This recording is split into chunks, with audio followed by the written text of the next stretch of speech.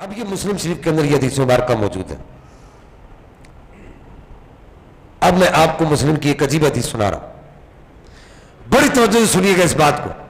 نبی پاک باغ میں بیٹھے ہوئے, ایک 250 سال کا صحابی, کتنا 250 سال, 225 سال یا 220 سال, دو روایات ہیں. یہ صحابی نبی پاک علیہ السلام کی بارگاہ میں آ کر کھجوریں پیش کرتے ہیں. نبی پاک وہ کھجوریں کھاتے ہوئے اس صحابی کو دیکھتے اور دیکھ کر مسکراتے ہیں. سرکار سے یہ صحابی عرض کرتے, یا رسول اللہ, ہاں ہاں ہاں ہاں, کیا بات کہی اعلیٰ حضرت نے, کیا خوب ارشاد فرما, ہو نہ ہو آج کچھ میرا ذکر حضور میں ہوا, ورنہ میری طرف خوشی دیکھ کے مسکرائے کیوں.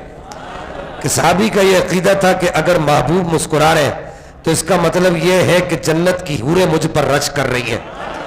سرکار اسے دیکھ کر مسکرائے تو عرض کیا, رسول اللہ آج آپ خلاف معمول مسکرا رہے ہیں. سرکار نے فرمایا سلمان, یہ سلمان فارسی تھے, فرمایا سلمان وہ کیسا وقت ہوگا جب قلیل لوگوں کی جماعت ہوگی اور تو ایران میں کیسر و کسرا کے محلات میں چڑھ کے, ان کے میناروں پہ چڑھ کے تو اذان دے گا اور جمعہ قائم کرے گا. بات گئی, وقت گزر گیا, نبی پاک دنیا سے تشریف لے گئے.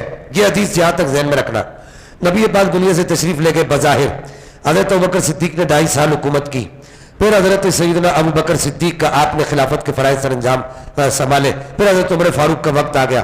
حضرت عمر فاروق کی خلافت کو 5 سال گزرے. 5 سال گزرنے کے بعد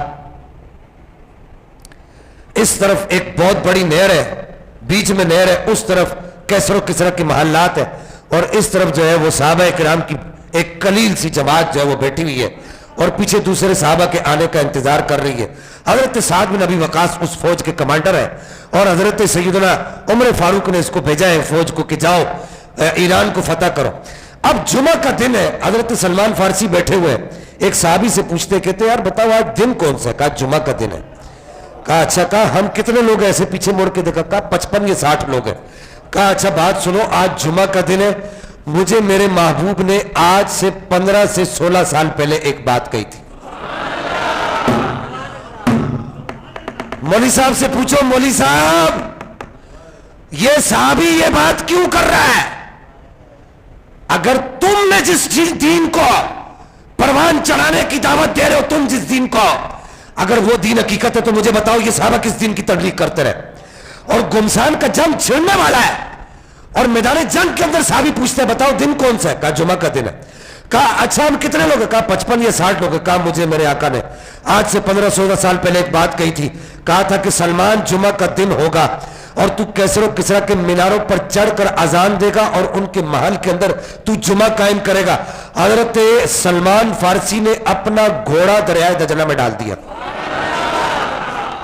سمجھے میری بات کو؟ آپ 10 تو 10 صحرا بھی نہ چھوڑے ہم نے, باہر ظلمات میں دوڑا دیے گھوڑے ہم نے. یہ گھوڑا سلمان فارسی کا سب سے پہلے ڈلا تھا. کدھر؟ دریائے دجلہ میں. میں پوچھنا چاہتا ہوں 2 نمبر دانشوروں سے, مجھے بتاؤ یہ دریائے دجلہ میں گھوڑا ڈلا ہے یا نبی کے علم غیب نے ڈالا ہے؟